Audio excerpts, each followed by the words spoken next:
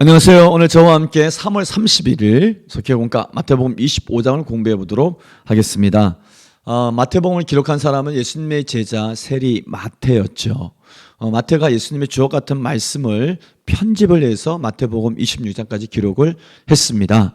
그래서 그 편집하는 기준이 다 조금씩 다른데, 예를 들어서 산상수훈의 말씀은 5장부터 7장까지 기록이 되어져 있습니다. 그것은 예수님이 산 위에서 전한 교훈의 말씀을 정리해서 기록을 한 것이죠. 그런가 하면 8장부터 9장까지는 치유의 이적들, 예수님이 병 고치신 이야기들, 그 기적들이 기록되어져 있습니다. 또 그런가 하면 마태복음 13장에는 예수님이 말씀하셨던 천국 비유를 다 한 번에 모아서 가르쳐주고 있습니다.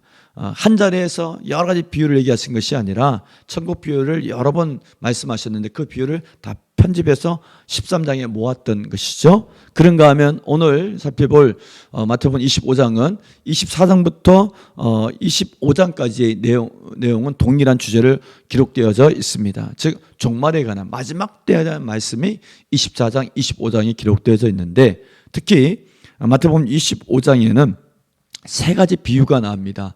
열처녀 비유, 다 아시죠? 슬기로운 다시 처녀와 어리석은 다시 처녀. 그리고 달란트 비유, 착하고 충성된 종과 무익하고 게으른 종. 그리고 마지막으로 양과 염소의 비유, 영원한 형벌에 처하는 자와 영원한 천국을 선물 받는 자에 대한 비유, 이 세 가지 비유가 나오는 것을 보게 됩니다. 이 세 가지 비유를 통해서 종말의 때의 중요한 특징들을 배우게 됩니다. 그 공통된 특징은 첫 번째, 종말의 때에는 누군가는 선택을 받고 누군가는 버림을 받는다, 심판을 받게 된다는 것입니다.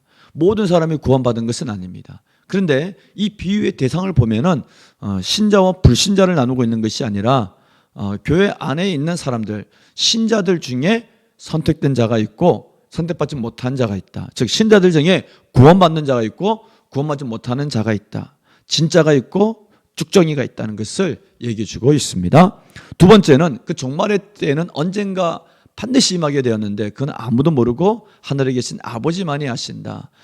독생자 예수를 이 땅에 때가 차면 보내신 하나님은 때가 차면 반드시 그 아들을 다시 보내어 이 땅을 심판하시고 구원하실 것입니다. 그때와 그 시는 오직 아버지가 결정하신다.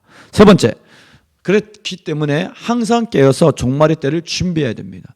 지금을 살아가는 그리스도인들은 항상 깨어서 종말의 때를 준비해야지만 기쁨으로 주를 맞이한다. 아멘. 예, 재림과 심판의 날에 오직 예수, 오직 믿음으로 구원받는 것은 당연한 사실이고요. 이 세 가지 비유를 보게 되면은 그 구원받는 선택의 기준은 절대적인 권한이 하나님 아버지께 있다는 것을 보게 됩니다.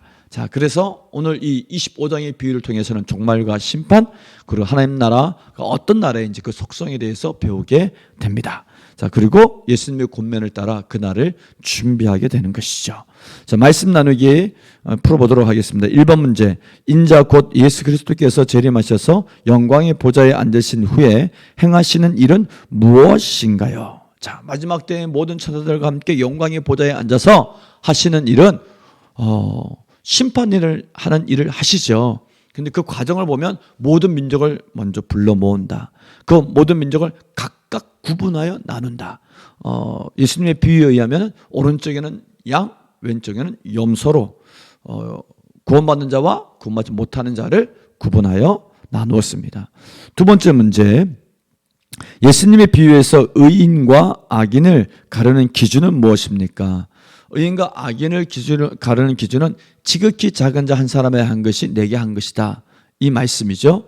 그 내용에 들어가 보면은 가난한 자, 헐벗은 자, 목마른 자, 옥에 갇힌 자, 병든 자, 그들을 돌아보고 그들을 먹이고 그들을 입히고 그들을 고쳐주고 그들에게 옷을 벗어주고 그들에게 마실 물을 주는 이 모든 선한 행위를, 모든 사람을 예수를 대하듯이 그렇게 대했던 사람, 예수님의 세 계명을 따라 정말 사랑을 나누었던 그 사람이 의인과 악인을 가르는 기준이 됩니다. 그걸 다시 간단히 표현하면 하나님의 말씀대로 산 사람들, 예수님의 계명을 한마디로 얘기하면 하나님의 사랑, 이웃 사랑인데 그 계명대로 하나님의 사랑을 갖고 이웃을 자기 몸처럼 사랑하는 이것을 실천하고 순종한 사람들, 믿습니다만 아니라 행함이 있었던 사람들, 그 사람들 기준으로 의인과 악인을 나누는 것을 보게 됩니다.